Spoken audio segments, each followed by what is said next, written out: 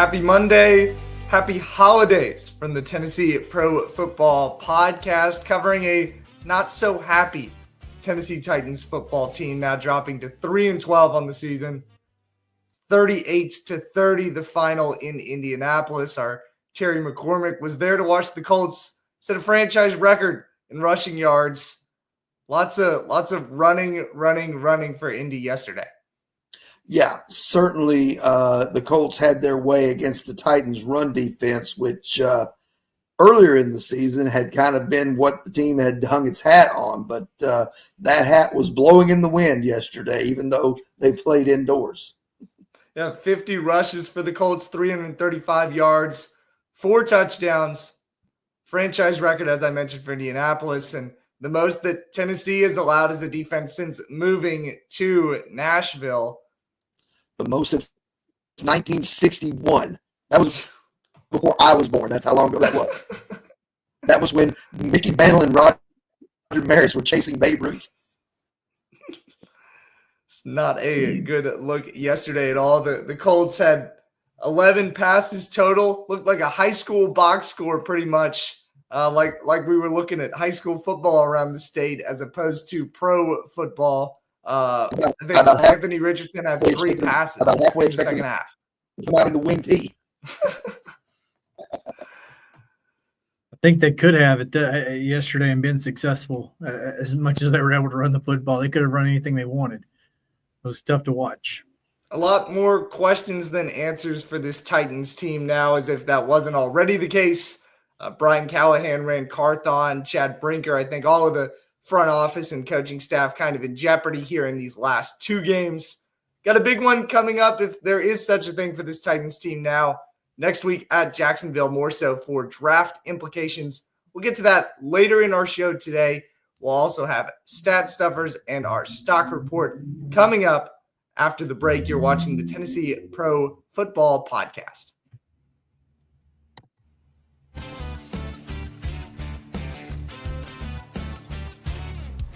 Being a part of a cooperative is being a part of something bigger. Farm Credit Mid-America is a customer-owned lender that specializes in agricultural financing for farm real estate, operating, and farm equipment. A unique benefit of being a part of the Farm Credit Mid-America Cooperative is our patronage program, which has put over $1 billion back in our customers' hands over the last 7 years. That's the power of a cooperative. Visit us at fcma.com to learn more. I own the land. I farm the land. Together we're farmers.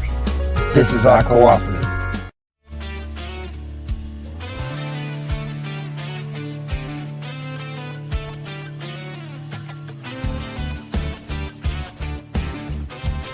Back in on the Tennessee Pro Football Podcast, here to give you some stat stuffers and a stock report from Sunday's game.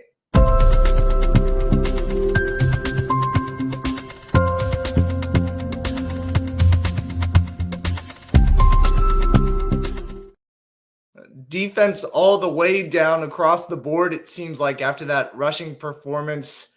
Jeffrey Simmons telling reporters in the locker room that it wasn't just the defensive line that struggled in allowing the Colts so many yards on the ground. Terry, we talked a little bit about this before the start of the show. Really just that linebacker depth hurting them at this point, that far down on the depth chart. And then the running backs and Anthony Richardson finding a way in the secondary as well to exploit some big runs. Yeah, I mean, when you look at what the Titans were playing with for most of the day, Kenneth Murray went out with a hamstring. Otis Reese went out with an ankle, or actually I should say a wrist this time for Kenneth Murray. Otis Reese went out with an ankle injury. So for most of the second half, you're playing 2 late-round rookies. You're playing Cedric Gray, a 4th-rounder who missed all of camp and a good part of the regular season recovering from an injury. And then you're talking about James Williams, a 7th-round pick who is a converted safety. Not surprising that there were some missed gap fits there. Then you go behind them, and at safety, you had Amani Hooker for most of the day, and he's a seasoned vet. He's had a really solid year, maybe as good a year as anybody on that defense if you want to get down to it. He goes out with a shoulder injury, and so you're playing Darryl Worley and Mike Brown as the safeties. My question is, who in the world is your green dot after all that? I mean, you might as well just let Simmons have the green dot at that juncture, because none of the linebackers or the safeties have been there long enough to have earned it and know what to do with it. So just a wreck of a day all around for this Titans defense.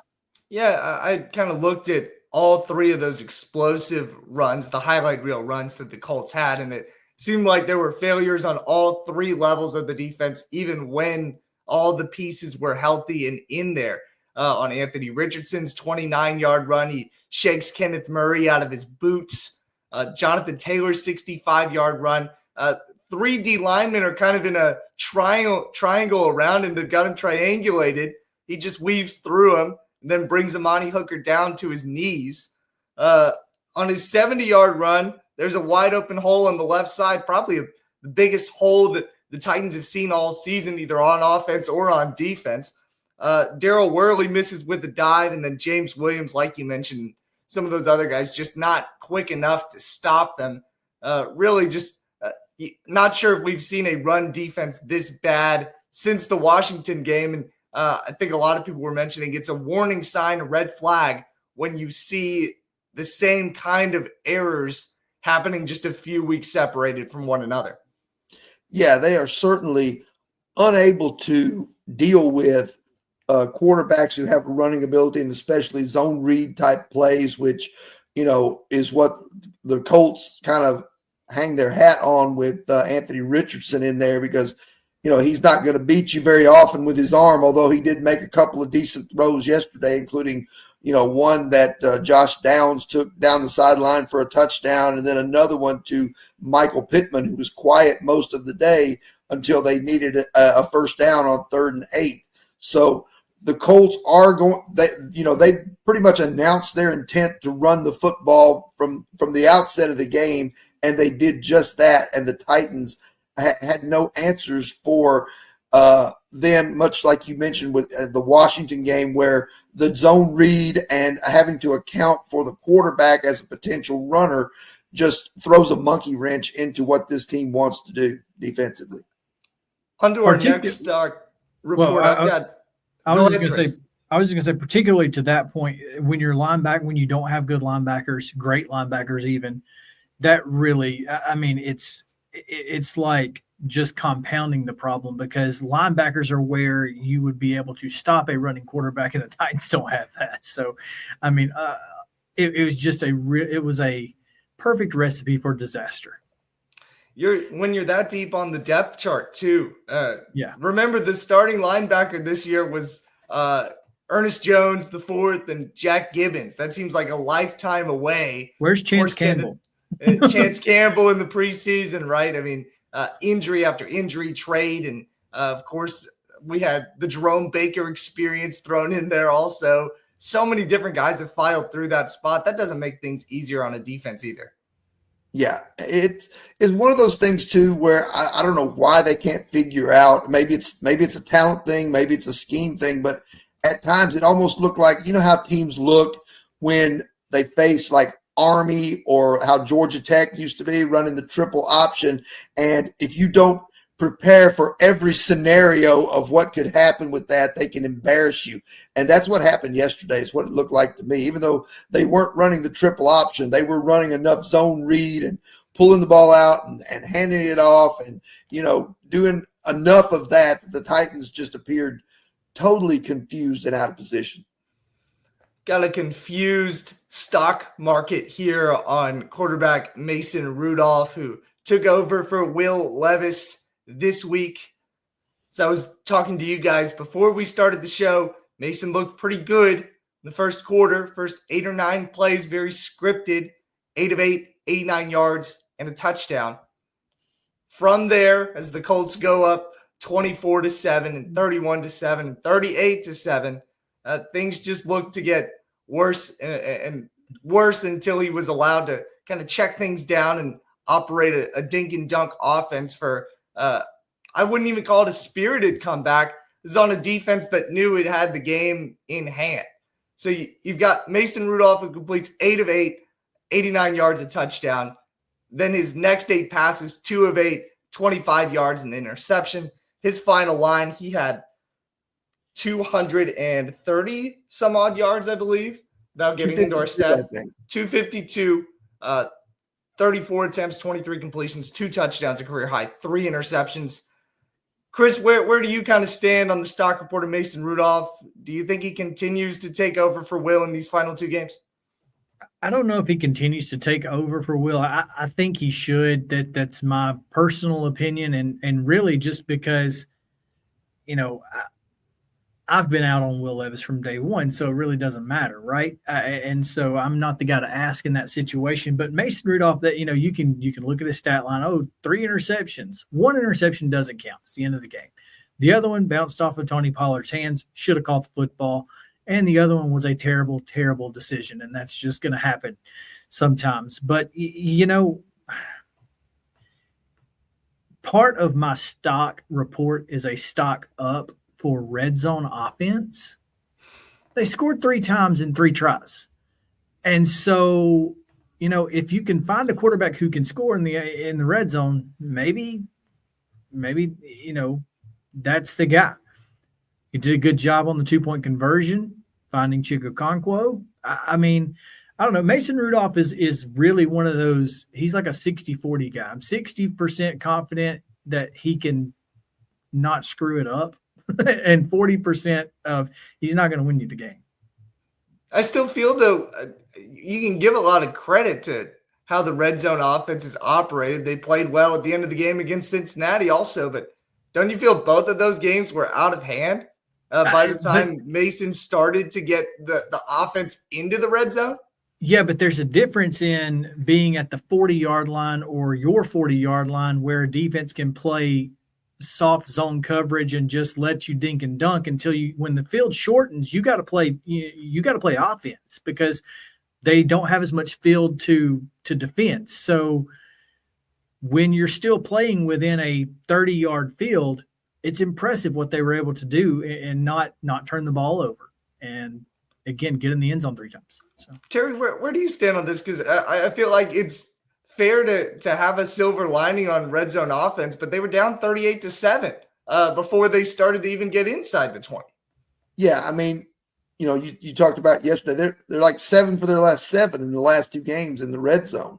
That includes the first 2 drives before Levis imploded against Cincinnati, and then that includes the mop-up duty that Rudolph had last week, and then, of course, after the game was out of hand yesterday. So I guess in terms of, what I would do, I mean, I guess it all depends on Brian Callahan and his staff, if he feels like he's playing for his job over these last 2 games.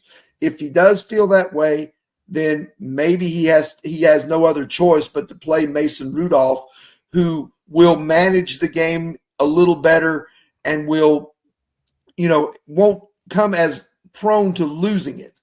But if he feels secure in that he's going to be back in 2025, honestly, I got to roll with Will Levis. And this is why. Because he's under contract for 2 more years. And if what he says is true, that he still professes that Will Levis can be a competent quarterback in this league, then it's his job, as he was tasked at the start of the year, to try and get that out of him in some way, shape, or form. So if you're confident that you're going to be back, I think you have to continue to try and pour into Levis because, that's what you were tasked to do with this, and he's on your roster for a couple of more years. If you're out on Levis and you're completely done with him and you're okay to let the meltdown against Cincinnati be the last thing he ever does, for this team, then you roll with Rudolph and, you try to get a win or 2 if you think your job's in jeopardy.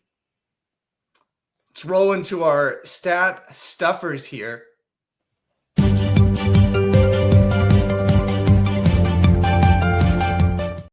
Really, most of the stat stuffers are going to be on Indy's side, but Terry, you mentioned Amani Hooker and his play this season. I think I mentioned earlier this year, seems like he's kind of the NWI on this defense, the one consistent aspect that continues to show up.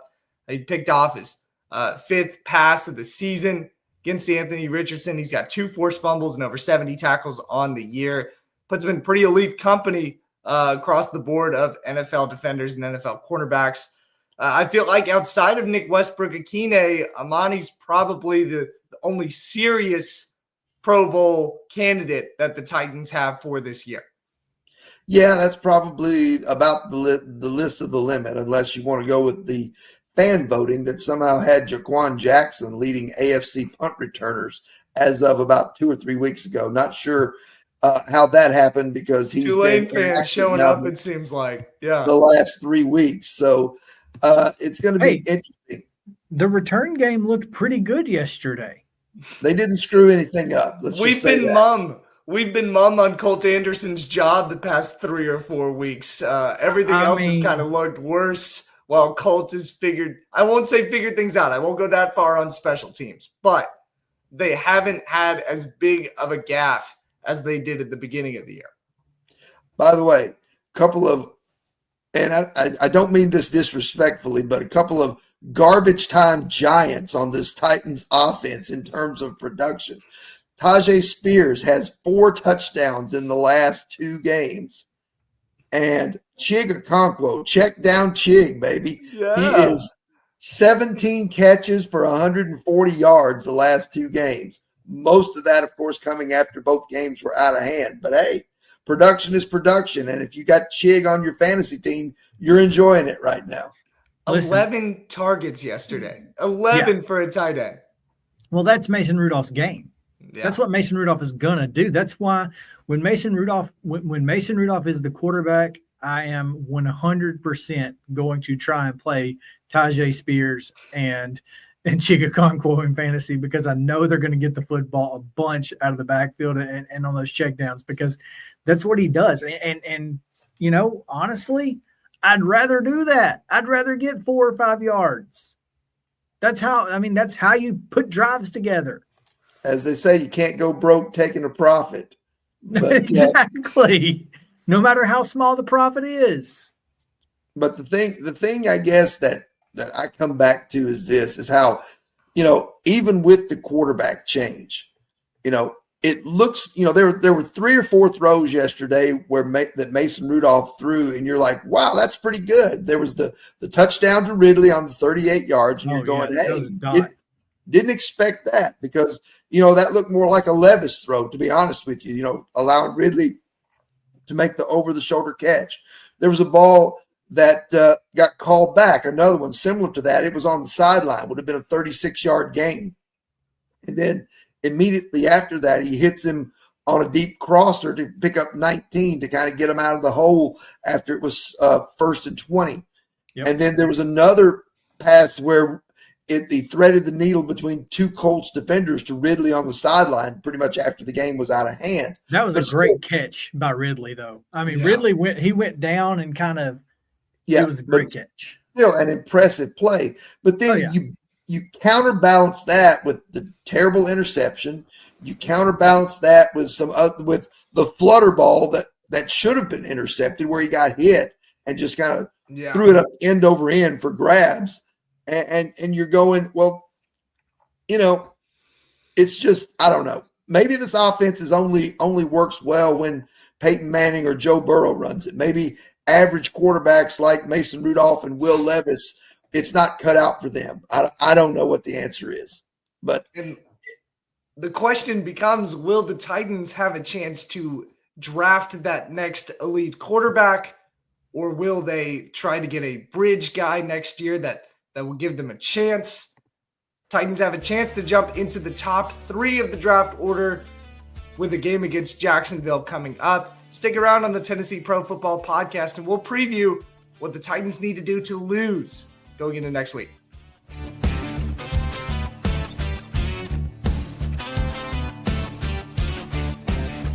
He shoots, and he scores!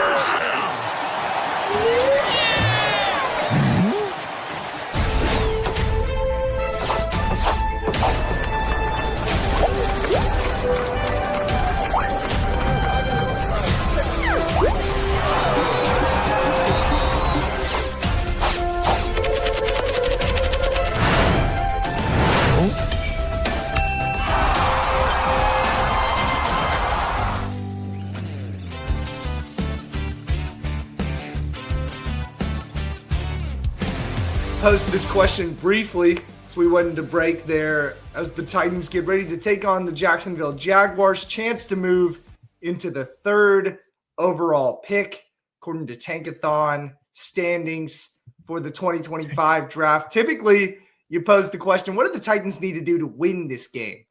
But with the way the season is gone, do the Titans need to do anything to lose this game and move up in the draft order? Well, that's a good question. I mean, I think, based on how the game went up here against Jacksonville, I think, there were plenty of opportunities to win that game, and they simply misfired in the red zone. And that's kind of what was the talking point of the day, was how Levis missed a wide open Okonkwo in the end zone, and that Nick Westbrook-Akina couldn't come up with a 4th down catch that could possibly have given them another score. So the red zone failures of that game were what cost them in Nashville. So if they can fix what ailed them in the red zone and not have a relapse like they did in the run game on defense, like they did Sunday, they should be able to win this game. Now, you're asking, how do you lose it? Well, I think they've perfected how to lose games. They've lost games just about every way you can, from quarterbacks throwing pick sixes to defenses getting trampled on to special teams giving up ridiculous plays. You name it. And throughout the course of these 12 losses this year, you'll find mistakes that in every facet of every possibility of this game. Whether it's offense, defense, special teams, whether it's turnovers, penalties, missed tackles, whatever you want to throw out there, there's been some of it. I don't think they need any help figuring out how to lose games if they want to improve their draft stock. Just go out there and keep doing what you're doing. Yeah, I mean, it's as funny and probably saddening, stark as you could say. The Titans don't need much help in figuring out how to lose to this point. The Jaguars are probably going to go in with that same kind of mindset, whether they admit it or not, though, that they will also be looking to lose this game so you can take a prized pick in what is otherwise a pretty weak draft class. If there's anything that the Titans can do, and I'll say this, Tony Pollard's been kind of injured and not injured the past 3 weeks. Give Tony this game and maybe the next game off. I don't think Tony Pollard needs to do anything these next 2 weeks. Tajay Spears has played well, but they're going to be in a better position to lose if the model of the Titans' consistency is on the bench. And if you continue to ride Cedric Gray and James Williams, you're going to be in a pretty good spot to lose this game, at least in the second level of the defense. Yeah. Chris, you have any thoughts on this, on how the Titans can drop this one, and if that actually even matters when looking at the draft positioning? Yeah, start Will Levis. That will help.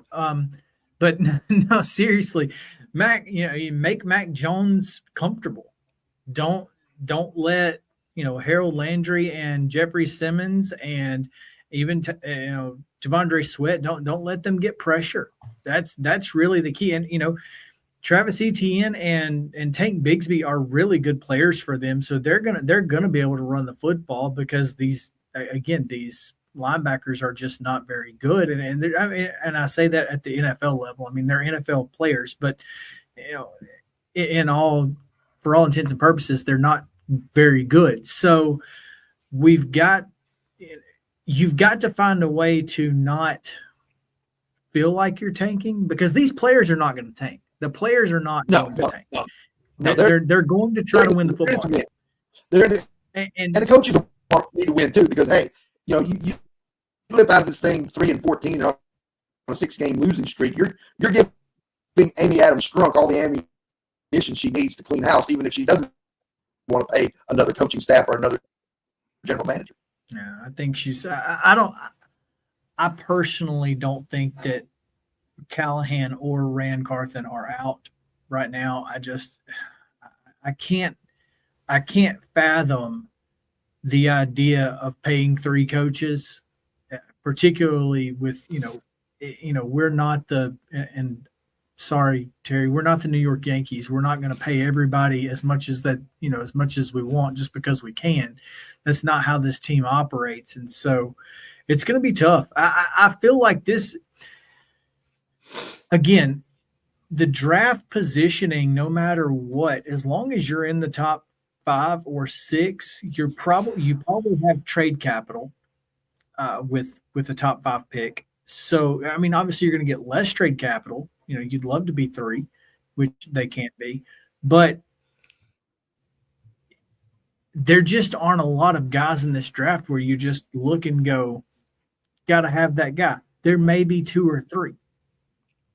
Yeah, Giants are first right now at 2-13, followed by New England and Jacksonville. So theoretically, if New England wins that last game of the season against Buffalo, who could be sitting its starters, and the Titans win against Jacksonville, or lose against Jacksonville, I should say, there's a world where they're up as high as second.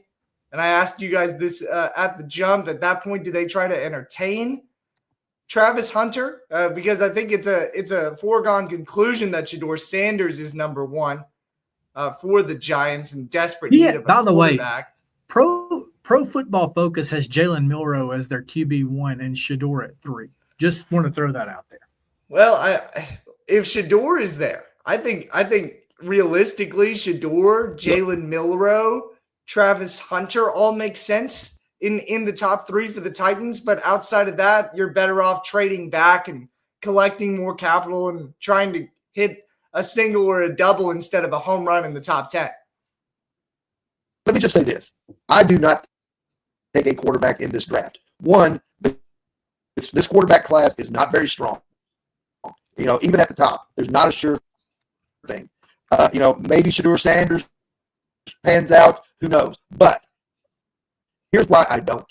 Because this franchise has already shown me that they haven't been able to develop one, whether it's Vince Young, Jake Locker, Marcus Mariota, Malik Willis, Will Levis. Now, maybe they just drafted the wrong guy 5 times in a row.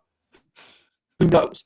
But maybe some of those guys could have been pretty good if they had the right personnel around them and the right system put in place for them. So why ruin another young quarterback in this draft, even because you may be reaching for one anyway, when you've got so many other holes to fill that you need to fix those and then settle on who your quarterback is? Because, that's what happened with Jake Locker. That's what happened with Marcus Mariota. That's what happened with Will Levis. With the right personnel around them and the right talent on the roster and the right system, any of those 3 might have panned out. But none of those 3 did, because this team took the wrong approach of trying to build they tried to take the quarterback first and put the pieces around him. Find the pieces and then put the quarterback in when those pieces are in place so that he can have a chance to succeed.